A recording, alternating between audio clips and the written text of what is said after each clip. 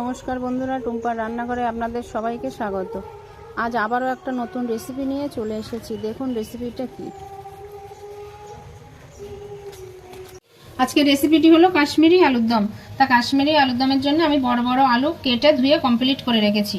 আর কাশ্মীরি আলুর দমের জন্য আমার মশলা লাগছে, দেখুন এই ধারে আমি লাল লঙ্কা নিয়েছি, আদা নিয়েছি আর মৌরি নিয়েছি, আর লাগছে টক দই আর কাজু আর কিশমিশ। তা কাজু কিশমিশ আদা কাঁচা লঙ্কা এগুলো পেস্ট করে নিয়ে আসি, চলুন। এই যে আমি আদা আর এই লাল লঙ্কা আর মৌরিটা একসঙ্গে পেস্ট করে নিয়ে আসবো, তারপরে কাজু আর কিশমিশ তারপরে পেস্ট করব। এই যে আমি গ্যাসে কড়াটা বসিয়ে দিয়েছি, কড়াটা গরম হয়ে গিয়েছে, এবার আমি দিয়ে দেবো সাদা তেল। এই যে দেখুন আমার তেলটা গরম হয়ে গিয়েছে, তা আমি এইবারে আলুগুলো খুব ভালোভাবে ভেজে নেব।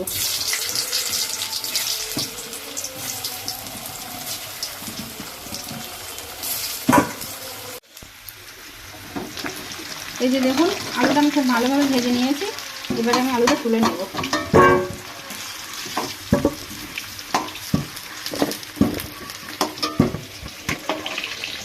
এই যে দেখুন আমার ওই আলু ভাজার তেলেই আমি দিয়ে দিচ্ছি ফোড়নের জন্য এলাচ, দারচিনি, দুটো লবঙ্গ আর জায়ফল। এবার আমি আদা মৌরি আর যে লাল লঙ্কাগুলো পেস্ট করে নিয়ে আসছি সেইটা দিয়ে দেব।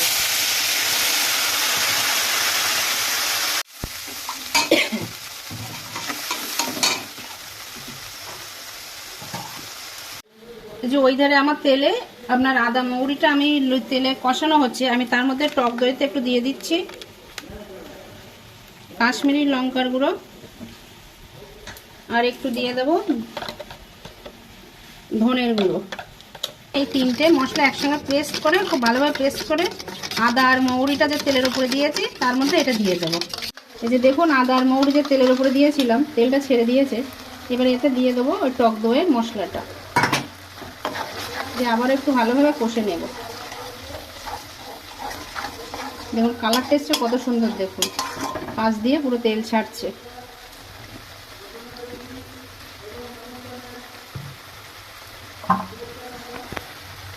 এবার দিয়ে দেবো কাজু আর কিশমিশ বাটা।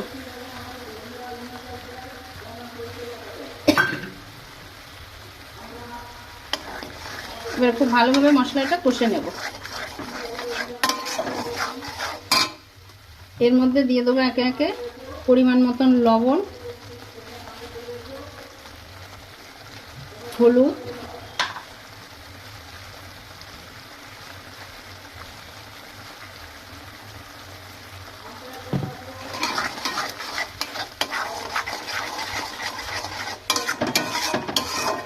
দিয়ে দেবো অল্প করে একটু মিষ্টি, অল্প করে একটু চিনি দিয়ে দিয়েছি, আপনারা আপনাদের স্বাদ অনুযায়ী দেবেন। এবার আমার মশলাটা খুব ভালোভাবে কষানো হয়ে গিয়েছে, এবার আমি ভেজে রাখা আলুগুলো ঢেলে দেব।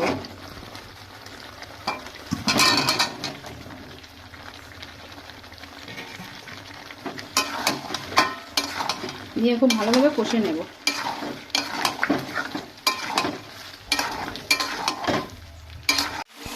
এই যে দেখুন আমার আলুর দমটা খুব ভালোভাবে কষানো হয়ে গিয়েছে, পাশ দিয়ে দেখুন কত সুন্দর তেল ছেড়েছে।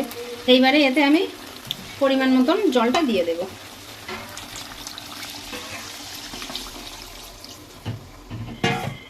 কালারটা এসছে দেখুন বন্ধুরা কত সুন্দর। এই যে দেখুন আমার এই কাশ্মীরি আলুর দমের জন্য আলুতে জল ঢেলে দিয়েছে, এইবারে এটা আমি ঢেকে দেব।